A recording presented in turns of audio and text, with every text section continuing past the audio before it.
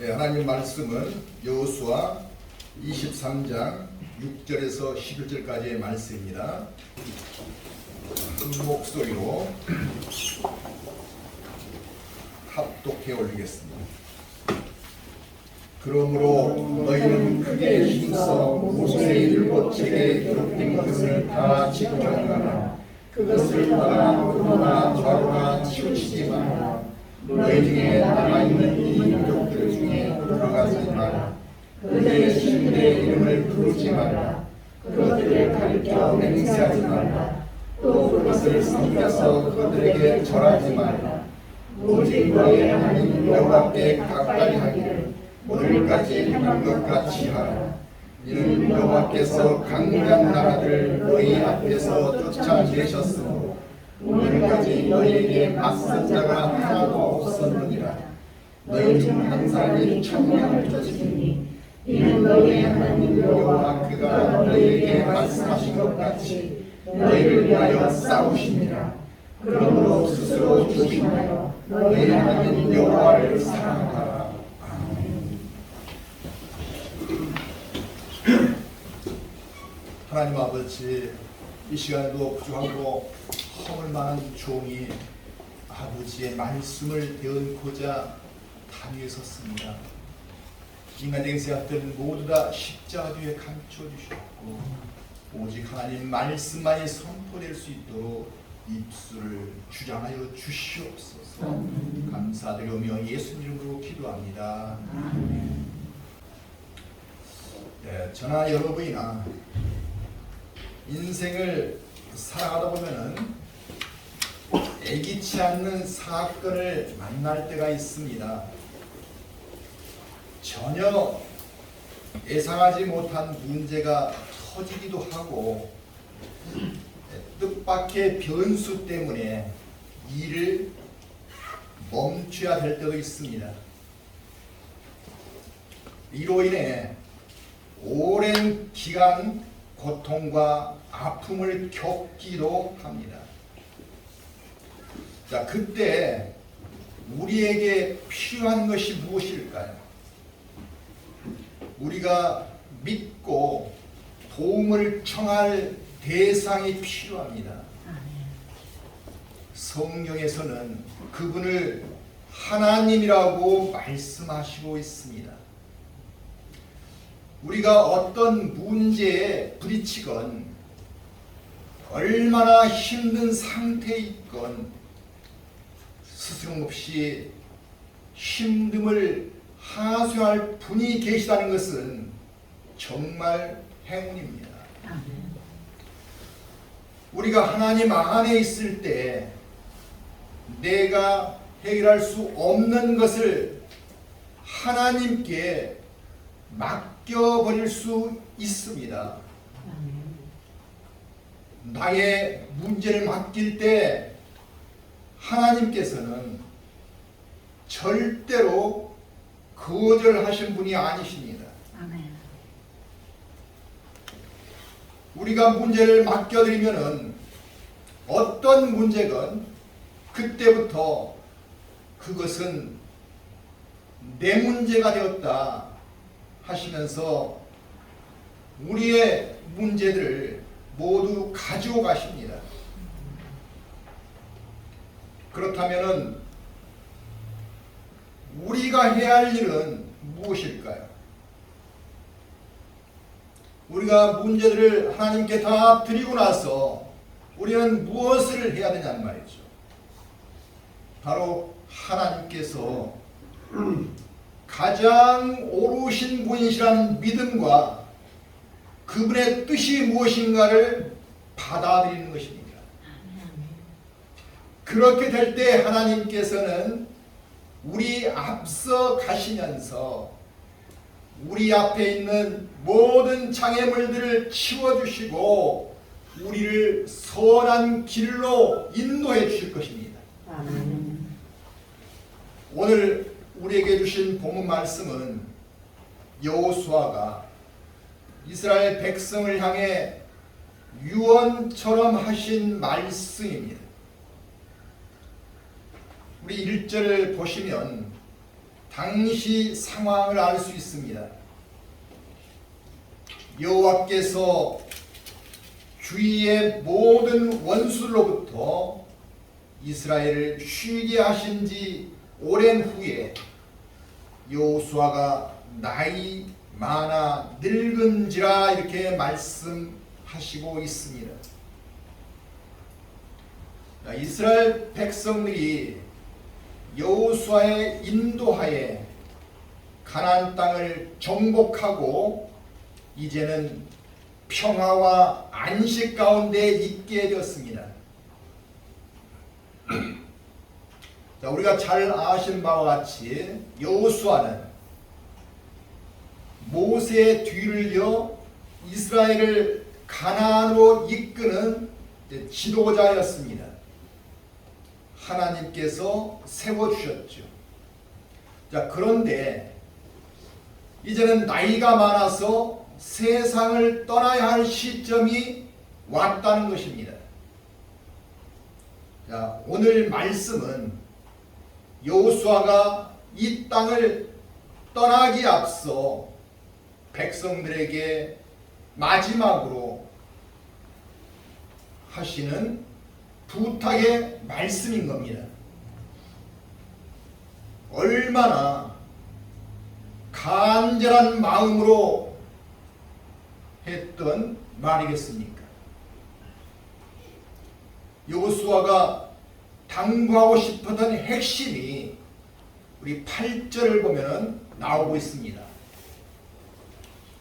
8절 같이 보십시다. 오직 너희의 하나님 여호와께 가까이 하기를 오늘까지 행한 것 같이 하라. 여기서 가까이 하라는 말은 히브리 원어로 볼 때 내면적으로 밀접하게 붙어 있으라는 말입니다. 다시 말하면은 가장 친밀한 사랑의 관계를 말한 거예요. 그러니까 지금까지 하나님과 친밀한 관계를 유지해온 것처럼 앞으로도 계속 그렇게 살라는 말이었습니다. 그렇다면 이 말을 마지막으로 당부하고 있는 이유는 뭘까요? 그것은 하나님이 함께 해주시지 않으면 이스라엘이 존재할 수 없다는 사실을 여호수아가 너무도 잘 알고 있었기 때문입니다. 과거를 생각해 볼 때 그들이 하나님 없이 어떻게 여기까지 올 수 있었겠습니까?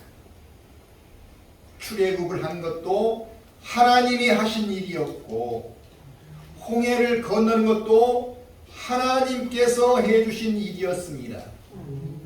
또 가나안 부족들과 전쟁에서 승리케 하신 것도 하나님께서 하신 일이셨던 겁니다.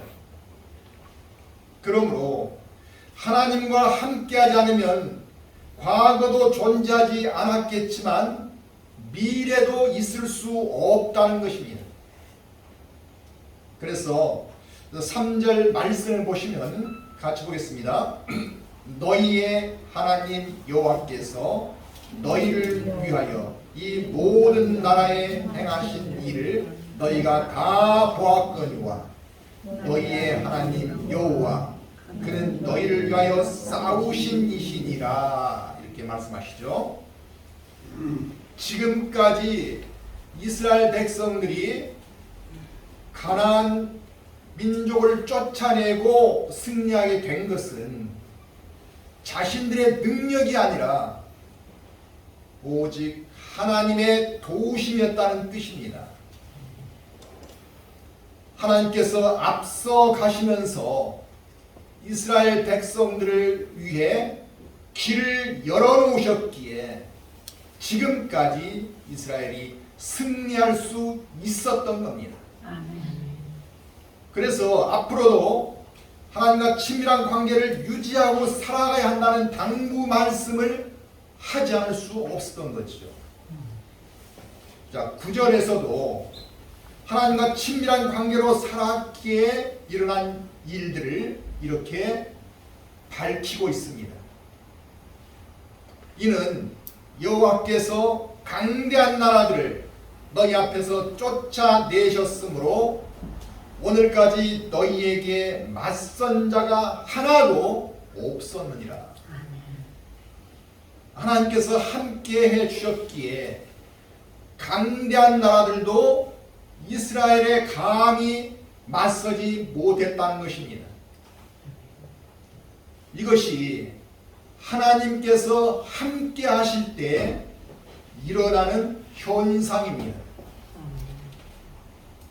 그러므로 우리 역시 하나님이 우리 곁에 계시고 우리가 하나님과 붙어있는 사람이 된다면 어떤 환난과 고난이 와도 이겨낼 수 있다는 확신으로 살아갈 수 있는 것입니다. 아멘. 그것을 믿는 우리가 되시기를 축원합니다. 아멘. 종교개혁가 마르틴 루터가 했던 유명한 말이 있습니다. 그는 종교개혁을 하면서 사실 그 어마무시한 교황청을 대상으로 싸운 것 아닙니까? 일개 수도사에 불과했던 그는 숫자나 물리적 파워로는 도저히 상대가 안 되는 싸움이었던 겁니다. 그럼에도 불구하고 루터는 하나님이 나와 함께 하시면 단 한 명이 다수보다 더 큰 힘을 가질 수 있습니다. 이런 말을 했던 겁니다. 하나님이 동행하시기만 하면은 어떤 파워라도 꺾어버릴 수 있다는 말입니다. 이 믿음이 하나님의 도우심을 이끌어내었고 종교개혁의 과업을 이룰 수 있게 했던 것입니다. 자, 이런 면에서 우리가 인생을 승리자로 살아가는 비결은 바로 하나님과 친밀한 관계를 맺고 그분과 함께 동행하는 것입니다. 아멘. 우리의 삶이 하나님께 붙어 있기만 한다면 어떤 대적도 두려워할 필요가 없고 어떤 문제 앞에서도 멈출 필요가 없다는 사실입니다. 그분이 나를 대신하여 싸워주시고 내 앞길을 인도해 주시기 때문이에요. 아멘. 그러므로 우리의 질문은 이것입니다. 어떻게 하면 하나님과 붙어있는 삶을 살 수 있느냐는 거죠. 다시 말하면 우리가 승리자의 삶을 살기 위해서는 어떤 삶이 필요한가 하는 말입니다. 우리가 알아야 할 세 가지 지침을 오늘 말씀을 통해 주시고 있습니다. 첫 번째가 말씀을 따라 사는 것입니다. 우리가 하나님과 같이 가기를 원한다면 말씀을 따라 살아야지 말씀을 벗어나서 살게 되면 하나님과 갈 수가 없습니다. 본문 6절 말씀을 보시겠습니다. 그러므로 너희는 크게 힘써 모세의 율법책에 기록된 것을 다 지켜 행하라. 그것을 떠나 우로나 좌로나 치우치지 말라. 이렇게 말씀하시고 있습니다. 여기서 율법책은 단순히 십계명을 말하는 것이 아닙니다. 율법책에 기록된 것을 다 지켜 행하라는 것은 하나님 말씀을 올바로 깨닫고 순종하라는 의미입니다. 그렇게 하면 너희들은 하나님과 함께 갈 수 있게 된다는 것입니다. 그러므로 하나님의 능력 있는 백성답게 살려면 하나님의 말씀을 떠나지 않아야 합니다. 그런데 이스라엘 백성들이 말씀을 떠난 시대가 있었습니다. 그것이 사사기 시대였습니다. 성경에서는 그들이 하나님 말씀을 떠나서 자기 소견대로 살았다고 말하고 있습니다. 자, 그랬더니 어떤 결과가 왔냐면은 윤리가 무너지고 음란이 찾아오고 동족끼리 싸우는 혼돈이 찾아왔고 이방인들에게 나라를 빼앗기는 아픔을 겪기도 했습니다. 이처럼 말씀의 궤도를 벗어나게 되면은 하나님을 잃어버리고 자신감이 사라지고 삶에는 아픔과 혼돈이 찾아오게 되어 있습니다.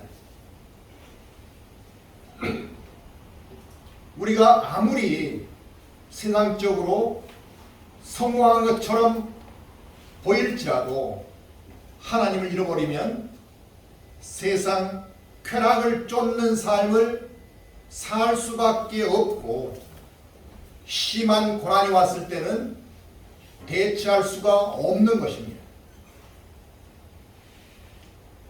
자, 두 번째로는 우리가 승리자의 삶을 살려면 거룩한 길을 걸어가야 합니다.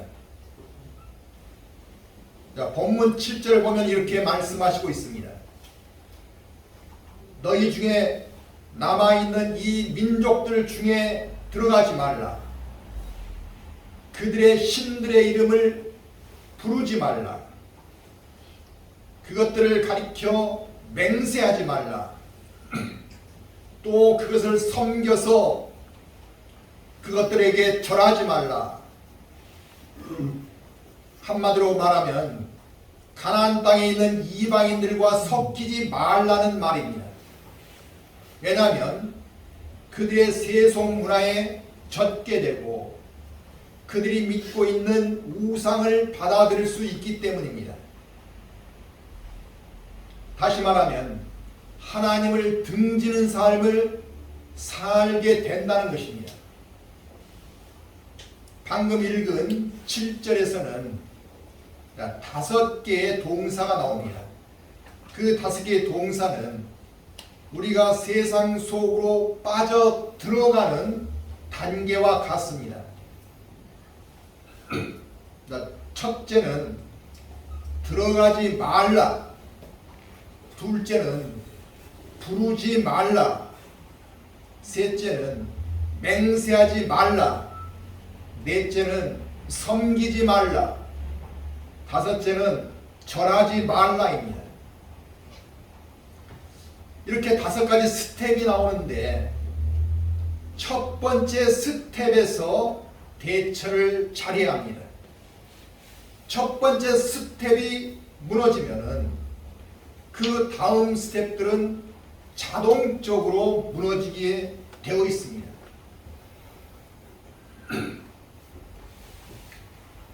첫 스텝에서 일단 들어가고 나면은 그 다음 마지막까지 가는 것은 시간 문제인 거예요. 지금 내가 아니다 할지라도 시간이 지나가면은 되고가 되는 거예요.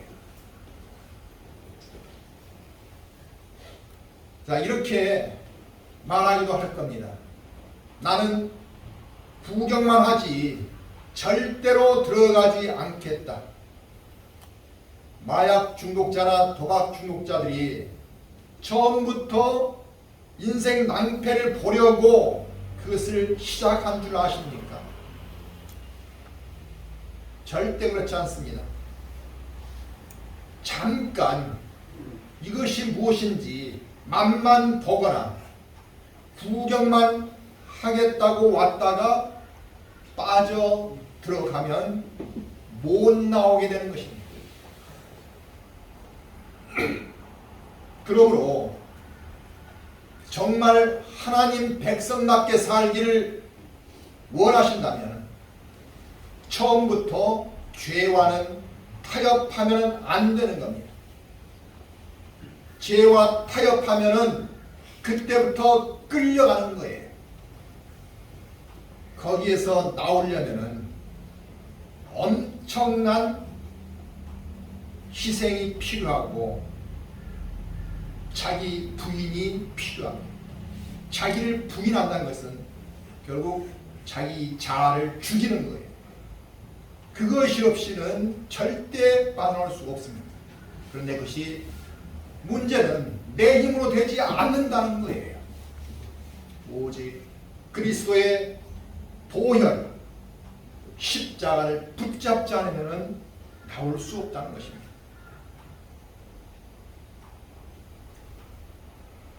그래서 시편에서는 이렇게 말하고 있습니다. 자, 복 있는 사람의 특징에 대해서 묘사하고 있죠. 복 있는 사람은 악인들의 꾀를 따르지 아니하며 죄인들의 길에 서지 아니하며 오만한 자들의 자리에 앉지 아니하고 이렇게 말하고 있습니다. 정말 복 있는 사람은 악인들과 어울리거나 그들이 있는 곳에 들어가지 않는 거예요. 반대로 이야기하자면 악한 자들의 꾀에 따라가면 그들의 길에 서게 됩니다. 그리고 그 생활을 계속하게 되면은 그 자리에 앉게 되는 겁니다. 그렇게 되면 하나님을 분명히 떠나게 되는 거예요.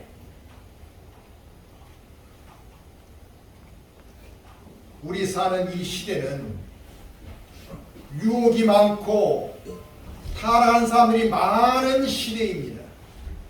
이럴 때일수록 정신을 차리고 하나님 말씀을 따라 거룩한 길을 걸어가기 바랍니다. 아멘. 당장 내게 유익이 안 된다 해도 정직하고 바른 길을 걷는 자가 멀리 보면 승리한 사람이 되는 것입니다. 아멘. 다윗은 어떤 잘못도 없었지만은 사울 왕의 질투심 때문에 14년간이나 죽을 고비를 맞으면서 쫓기는 삶을 살아야 했습니다.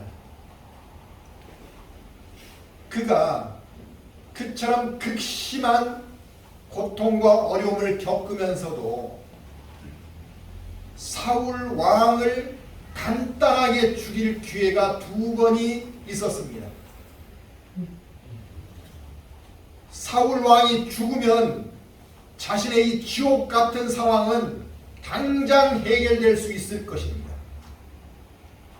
그러니 얼마나 이런 기회를 기다리고 기다렸겠습니까?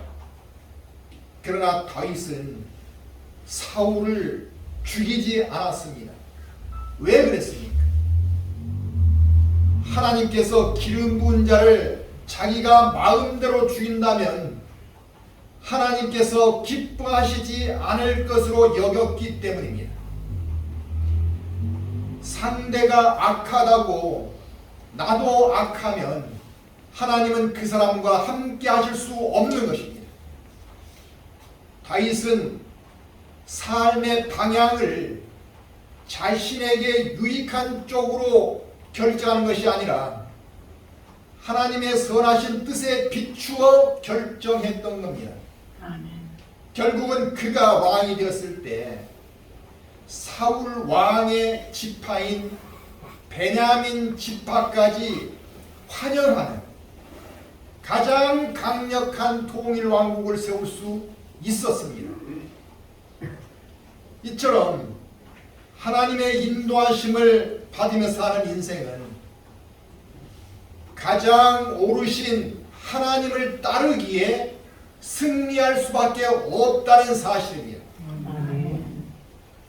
마지막 세 번째로 우리가 승리한 삶을 살려면 영성의 깊이를 날마다 더해가야 하는 것입니다. 우리 본문 11절 말씀을 보시기 바랍니다. 그러므로 스스로 조심하여 너희 하나님 여호와를 사랑하라 그랬습니다.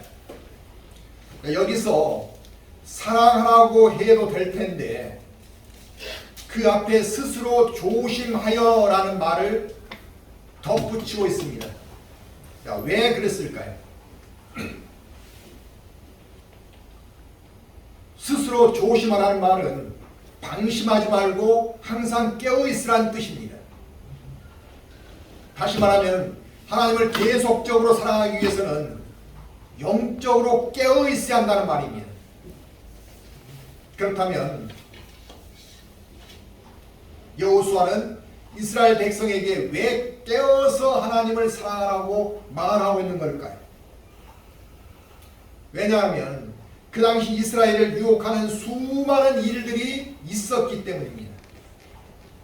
사실 이스라엘 백성들의 앞길을 막는 대적은 눈에 보이는 적들이 아닌 거예요. 블레셋이나 아모리 족속 같은 가나안 원주민이 아니라 진짜 대적은 이스라엘 백성들의 마음속에 있는 세상을 사랑하는 마음이었습니다. 세상을 사랑한다는 것은 하나님 중심이 아니라 물질을 추구하고 쾌락을 추구하는 마음이었던 겁니다. 이것이 그들의 앞길을 가로막는 가장 무서운 적이었습니다. 여호수아는 출애굽할 때부터 모든 것을 보고 경험했던 1세대 사람이었습니다. 홍해가 갈라지는 것도 경험했고 광야에서 일어난 모든 일도 경험했던 겁니다.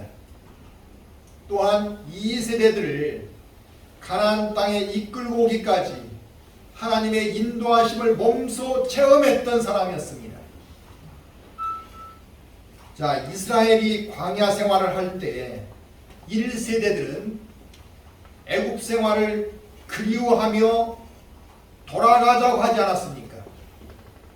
네, 과거로 회귀하자고 했습니다. 애굽의 음식과 세속적 문화를 그리워하면서 문제만 생기면 돌아가자 했던 거죠. 결국 하나님께 순종하지 못함으로써 1세대는 어떻게 됐어요? 여호수아와 갈렙만을 제외하고 광야에서 모두 죽음을 맞이했습니다. 그랬는데 2세대들도 가나안 땅에 들어와서는 가나안 족속들의 풍속과 세속적인 삶을 살고 싶어 했습니다. 그래서 여호수아는 백성들에게 그들을 가까이 하지 말고 여호와를 사랑하라고 간절한 마음으로 명했던 겁니다. 만일 세속적인 가나안 족속들의 삶을 끊어내지 못하고 하나님이 아닌 세상에 붙잡힌 자가 된다면 어떤 일이 벌어질까요? 우리 13절에서는 이렇게 말씀하십니다. 확실히 알라. 너희 하나님 여호와께서 이 민족들을 너희 목전에서 다시는 쫓아내지 아니하시리니 그들이 너희의 올무가 되며 덫이 되며 너희 옆구리에 채찍이 되며 너희 눈에 가시가 되어서 너희가 마침내 너희 하나님 여호와께서 너희에게 주신 이 아름다운 땅에서 멸하리라 이렇게 말씀하십니다. 이스라엘이 가나안 땅에 들어왔지만 이방의 세속적인 문화를 받아들이면 그들의 삶은 보장받지 못할 거라는 것입니다. 우리가 아는 바처럼 이스라엘이 훗날 그 땅의 우상을 받아들이고 세상과 버타는 삶으로 나갔지 않습니까? 그래서 어떻게 됐습니까? 하나님의 보호하심을 받지 못하고 결국 아수르와 바벨론에게 패망하는 엄청난 비극을 당하지 않았습니까? 사탄은 우리에게도 수시로 유혹의 손길을 뻗고 있습니다. 사탄은 자신을 따라오면 편하고 즐겁고 행복하게 될 수 있다고 유혹합니다. 그러나 그 길을 따라가면 사탄의 독을 마시게 되고 온몸에 서서히 독이 퍼져서 영적 죽음을 맞게 되는 것입니다. 영적 죽음은 그것으로 끝이 아닙니다. 결국 마음의 질환을 가져오고 몸의 질환으로 연결되어서 삶은 고단하고 힘들어지게 됩니다.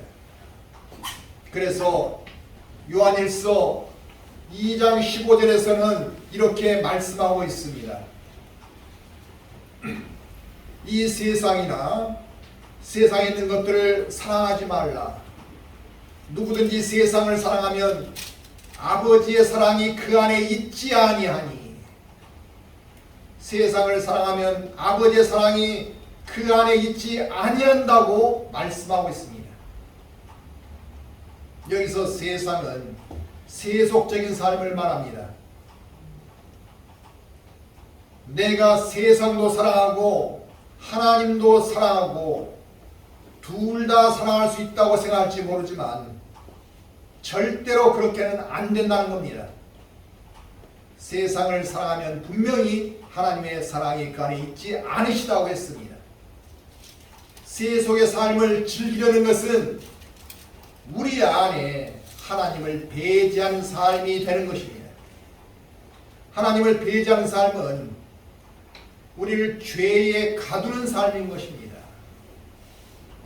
우리가 정말 하나님이 기뻐하시는 삶을 살기 원한다면 하나님의 뜻이 내 삶의 목적이 되는 삶으로 감사하며 나아가야 하는 것입니다.